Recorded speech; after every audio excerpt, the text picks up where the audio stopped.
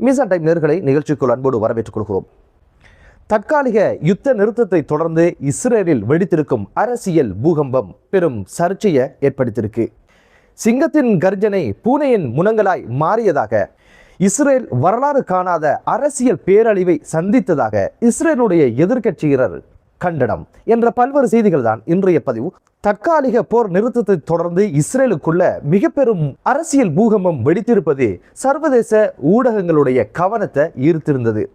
இதுல இஸ்ரேலினுடைய இராணுவ புலனாய்வு ஆய்வாளர் ஏவி அஷ்கொனாசி அவங்க என்ன வகையான விமர்சனங்களை பட்டியலிட்டு இருக்காங்க அப்படின்னு கேட்டீங்கன்னா, சிங்கத்தினுடைய கர்ஜனை இப்போது பூனையின் முனங்களாய் மாறிப்போனதாக இப்போது அவருடைய விமர்சனத்தை முன் வச்சிருக்கிறாரு. இஸ்ரேல் ஈரானுக்கு எதிரான இந்த யுத்தத்துக்கு வைத்த பேர் என்ன அப்படின்னு பார்த்தீங்கன்னா, சிங்கத்தின் கர்ஜனை அப்படின்னு தான். அதுதான் இப்போது பூனையுடைய முனங்களாய் போயிருக்குது அப்படின்ற விமர்சனத்தை முன் வச்சிருக்கிறாரு. நமது பாசையில் என்ன சொல்றது அப்படின்னு கேட்டீங்கன்னா, சிங்கம் அசிங்கமான சங்கதி தான் அது, அவங்களோட பாசையில் அப்படி சொல்லியிருக்கிறாரு. ஈரான் இந்த யுத்தத்திற்கு என்ன பெயரை சூட்டிருக்கு அப்படின்னு கேட்டீங்கன்னா, அல்வாது சாதிக் அர்பா, நான்காவது உண்மையின் வாக்குறுதி அப்படின்ற பேர்ல தான் அந்த ஒரு விஷயத்தை செஞ்சு முடிச்சாங்க.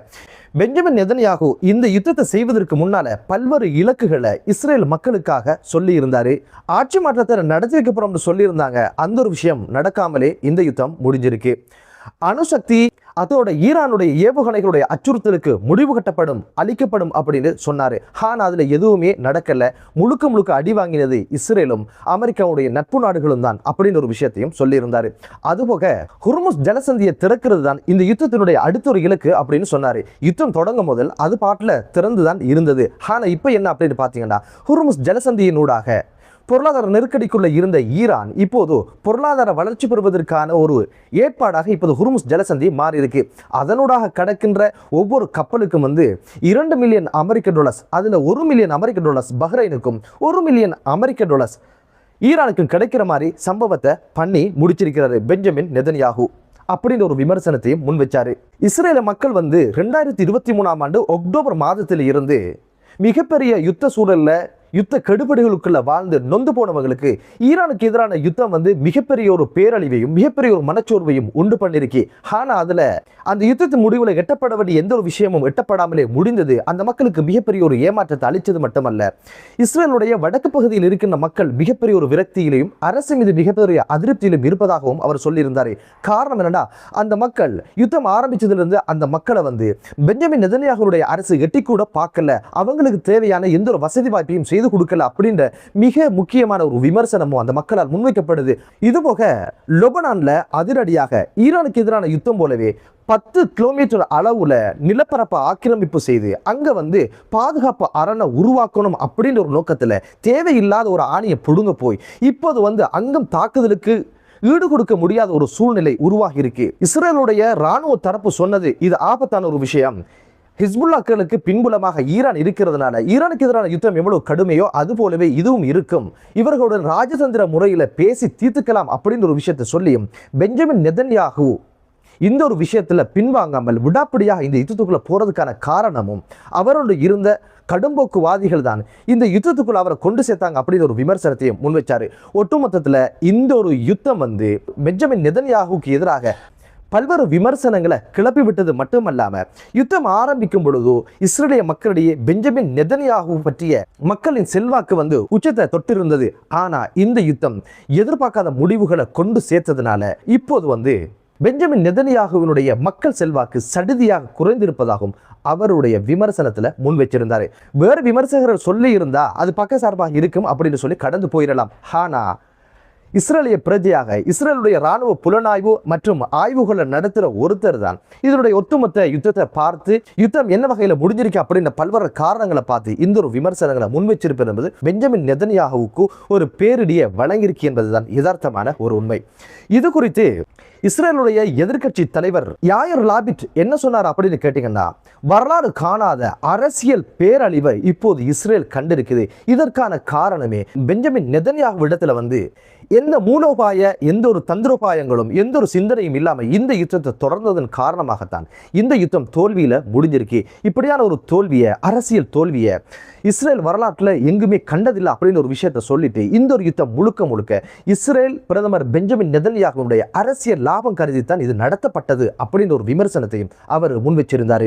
இப்போது திடீரென அமெரிக்கா யுத்த நிறுத்தத்தை அறிவித்ததன் காரணமாக பேச்சுவார்த்தையில கூட இஸ்ரேல் இல்லாத ஒரு துர்பாக்கிய நிலை உருவாகிருக்கு. செறிவூட்டப்பட்ட யுரேனியத்துக்கு என்ன நடக்குது, அதை வெளியில் கொண்டு வருவது யாரு, அது பற்றி எந்த ஒரு கருத்துக்களும் இல்லாமலே இந்த யுத்தம் முடிந்திருப்பது என்பது மிகப்பெரிய ஒரு ஏமாற்றம் அளிப்பதாகவும், ஏவுகணை அச்சுறுத்தல், அதுபோக அணு ஆயுத அச்சுறுத்தலுக்கெல்லாம் என்னதான் தீர்வு என்ற பல்வேறு விமர்சனங்களை முன் வச்சிருக்கிறாரு.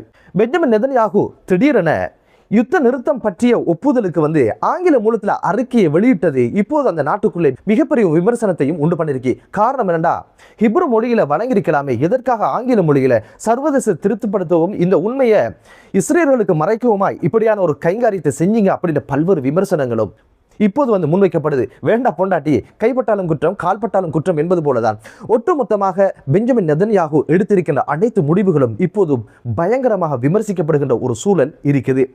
இதுபோக இஸ்ரேலுடைய உத்தியோகபூர்வ வானொலி செய்தி எவ்வகையான ஒரு செய்தியை வெளியிட்டது அப்படின்னு கேட்டீங்கன்னா, திடீரென அமெரிக்கா யுத்த நிறுத்தத்தை அறிவித்தது ராணுவ தரப்பில் இருக்கின்ற ஒவ்வொரு அதிகாரிகளுக்கும் பேரிடியாக இருந்ததாகவும் அதிர்ச்சியூட்டும் செய்தியாக இருந்ததாகவும், இஸ்ரேல் தமது ராணுவ தளவாடங்களை தயார் நிலையில் வைத்தது.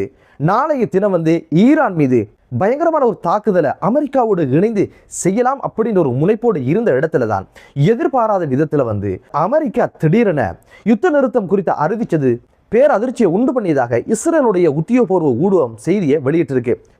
இங்கு உளவுத்துறையின் மீது பல்வேறு விமர்சனங்கள் முன்வைக்கப்படுது. உளவுத்துறை என்ன சொல்லிருக்கு அப்படின்னு கேட்டீங்கன்னா, காலக்கெடு முடிகிறதோட அமெரிக்கா ஈரான் மீது விரிவுபட்ட ஒரு யுத்தத்தை தொடங்கும், சேர்ந்து தாக்குதலை நடத்தலாம் அப்படின்ற ஒரு உளவு தகவலை இஸ்ரேலுடைய உளவு தகவல்கள் வழங்கி இருந்தது. ஆனா நடந்தது ரகசியமாக உள்ள பூந்து பாகிஸ்தானுடைய பிரதமர் ஷபாஸ் ஷரீப் அதிரடியாக யாருக்கும் தெரியாமலே ரகசியமாக இரவோட இரவாக குறிப்பிட்ட மணி நேரத்துக்குள்ள சீனாவை அணுகி, ஈரான் அணுகி, கூடவே அமெரிக்காவை அணுகி காய் நகர்த்தி இந்த ஒரு விஷயத்தை முடிச்சது மிகப்பெரிய ஒரு ஏமாற்றமாகத்தான் இருக்கிறதோட இப்போது இஸ்ரேலுடைய உளவுத்துறையின் மீது பல்வேறு விமர்சனங்கள் முன்வைக்கப்படுது. நீங்க தானே சொன்னீங்க நாளை தினம் பயங்கரமான யுத்தம், சேர்ந்து பயணிக்கலாம், அதற்காக F-35 போர் விமானங்கள் தயாராக இருந்தது, B-2 என்று சொல்லப்படுகின்ற அதிநவீனத்துவம் உள்ள போர் விமானங்கள் தயாராக இருந்து அனைத்தையும் நொறுக்கலாம் அப்படின்னு தயாராக இருந்தோம். இப்போது எப்படி ஐயா யாருக்குமே தெரியாம டொனால்ட் ட்ரம்ப் இப்படியான ஒரு இடத்துக்கு வந்தார் அப்படின்ற பல்வேறு விமர்சனங்களை முன்வைக்கிறாங்க.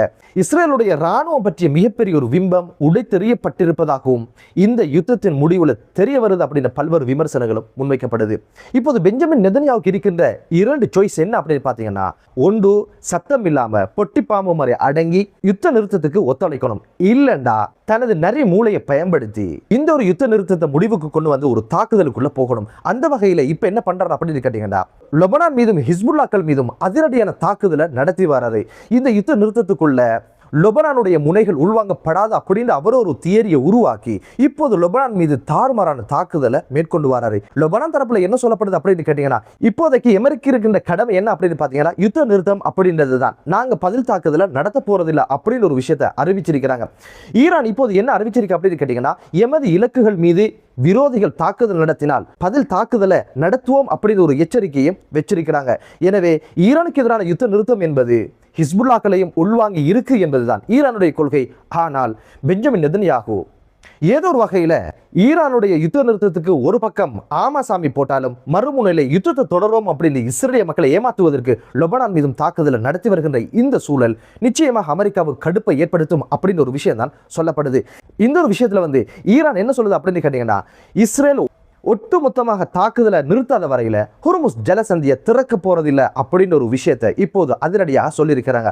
அதனால அமெரிக்காவுக்கு யுத்த நிறுத்தம் வேண்டுமாக இருந்தால் தம்பியையும் கட்டுப்படுத்த வேண்டிய தேவை அமெரிக்காவுக்கு இருக்கு அப்படின்ற ஒரு விஷயம் தான் இப்போது சொல்லப்படுது. என்னதான் இருந்தாலும் இப்போது இஸ்ரேலுடைய இந்த மூர்க்கத்தனமான தாக்குதலுக்கு முற்றுப்புள்ளி வைக்கப்படும் அப்படின்ற ஒரு விஷயம் தான் சொல்லப்படுது. என்னதான் இருந்தாலும் மத்திய கிழக்கு நாடுகளிலே நிரந்தரமான ஒரு சமாதானம் உருவாகட்டும். பெஞ்சமின் நெதன்யாகுவினுடைய அடாவடித்தனங்களுக்கு முற்றுப்புள்ளி வைக்கின்ற ஒரு பொறுமுறை உருவாகட்டும். இந்த யுத்தம் நிரந்தரமான ஒரு யுத்த நிறுத்தத்திற்கு போவதற்கான வழிவகைகளை இறைவன் உண்டு பண்ணட்டும் என்ற ஒரு பிரார்த்தனையோடு மற்றொரு காணொலியிலே உங்கள் அனைவரையும் சந்திக்கும் வரை விடைபெறுகிறேன். நன்றி.